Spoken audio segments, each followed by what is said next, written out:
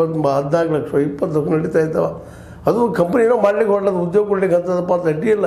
ಅದು ಇಷ್ಟು ಸ್ವಸ್ಥಾನ ಅನ್ನುವಂಥದ್ದು ಒಂದು ಪ್ರಶ್ನೆ ಇಲ್ಲ.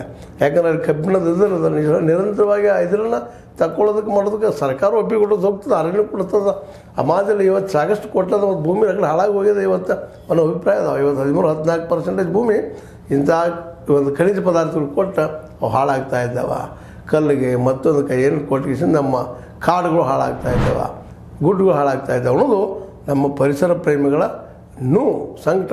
ಅದಕ್ಕೆ ರೈತರಿಗೆ ತಿರುಗಿ ಹೇಳಿ ಅಲ್ಲಿಯ ಈ ಜಮೀನುಗಳ ಎಲ್ಲೆಲ್ಲಿದ್ದಾವೆ ಅವ್ರಿಗೆಲ್ಲ ರಿಸ್ಟ್ರಿಕ್ಷನ್ ಹಾಕಬೇಕಪ್ಪ ನೀವು.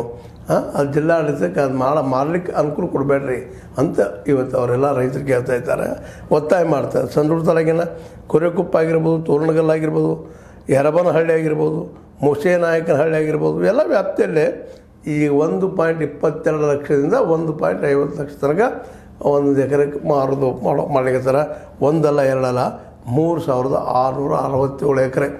ಮೊದಲೇ ನೀರಾವರಿ ಇಲ್ಲ, ಡ್ರೈ ಅದ ಅನ್ನೋ ಇಲ್ಲಂತಲ್ಲ, ಅದರಲ್ಲಿ ಕಬ್ಬಿಣದಲ್ರಿ ದೊಡ್ಡ ಪ್ರಮಾಣದಲ್ಲಿ. ಮತ್ತು ಒಳ್ಳೆಯ ರಾಯಲ್ಟಿ ಒಳ್ಳೆಯ ಕಿಮ್ಮತ್ತು ಕೊಟ್ಟರೆ ಒಳ್ಳೇದಲ್ಲೇನು ಅನ್ನುವಂಥ ಮಾತೆಲ್ಲ. ಮತ್ತು ಜೊತೆ ರೈತರಿಗೆ ಇನ್ನಷ್ಟು ಕೊಡಬೇಕಲ್ಲ ಅವ್ರ ಬದುಕು ಹೆಂಗಂತ. ಈಗೆಲ್ಲ ಅನೇಕ ಕಡೆಗಳು ನಾವು ನೋಡ್ತಾ ಇದ್ವಿ, ದೊಡ್ಡ ದೊಡ್ಡ ಫ್ಯಾಕ್ಟ್ರಿಗಳು ಬರೀ ಮುಂದೆ ಕಾನೂನು ಬರ್ಕೊಂಡಿರ್ತಾರೆ, ಏನೋ ಸ್ಥಳೀಯರು ಉದ್ಯೋಗ ಕೊಡ್ತೀವಿ ಹಾಗೆ ಹೀಗೆ ಆಶ್ವಾಸನೆ ಫುಲ್ ಆಗೋದ್ರ ಕೆಲಸ ಆದ ನಂತರ ನೀ ಯಾರೋ ನಾ ಯಾರೋ ಅನ್ನೋದನ್ನು ಸಹಿತ ನೋಡ್ತಾ ಇದ್ದೀವಿ. ಹೀಗಾಗಿ ರೈತರು ಏನು ಮಾಡ್ತಾ ಇದ್ದಾರಪ್ಪ ಅಂದ್ರೆ ಗಾಬರಿಗೊಳ್ತಾ ಇದ್ದಾರೆ, ಇದು ಕೊಡಬೇಡ್ರಿ ನಮಗೆ ದಯವಿಟ್ಟು ಉಳಿಸ್ರಿ ಅಂತೇಳಿ. ಈ ಉಳಿಸೋ ಕೆಲಸವನ್ನು ನಮ್ಮ ಸಿದ್ದರಾಮಯ್ಯ ಸರ್ಕಾರ ವಿಚಾರ ಮಾಡಬೇಕಾಗಿದೆ. ಮತ್ತು ಹೈಕೋರ್ಟ್ನಲ್ಲಿರೋ ಮುಂದೆ ಅದು ಮಾರೋ ಅವಶ್ಯಕತೆ ಇಲ್ಲ. ಹೈಕೋರ್ಟ್ನ ಡಿಸಿಷನ್ ಬಂದ ಮೇಲೆ ಏನು ಬೇಕಾದ್ರೆ ಮಾಡ್ರಲ್ಲ. ಆಗ ಏನೋ ಒಂದು ಬೇರೆ ಹೈಕೋರ್ಟ್ ಡಿಸಿಷನ್ ಹೌದಪ್ಪ ಇವು ಸರಿ ಅದು ಜಿಂದಾಲ್ದವ್ರದಂದ್ರೆ ರೈತರು ಬಿಟ್ಟು ಕೊಡ್ತಾರೆ. ಮತ್ತು ರೈತರಿಗೆ ಪರಿಹಾರ ಒಂದು ಬೇಕಲ್ರಿ ಯಾವುದಾದ್ರು. ಯಾಕಂದ್ರೆ ಒಂದು ಭೂಮಿ ಕಳ್ಕೊಂಡು ಹೊಳ್ಳಿ ಕೊಳ್ಳಿಕ್ಕೆ ಆಗೋದಿಲ್ಲ ಅನ್ನೋದು ಅಷ್ಟೇ ಸತ್ಯದ. ಮತ್ತು ಬೇರೆ ಕಡೆ ನೀರಾವರಿ ಭೂಮಿಗಳಿದ್ದಲ್ಲಿ ಸಿಕ್ಕಾಪಟ್ಟೆ ತುಟ್ಟಿಯಾಗಿದೆ ಭೂಮಿ. ಮತ್ತು ಇವ್ರು ಕೂಡ ಒಂದು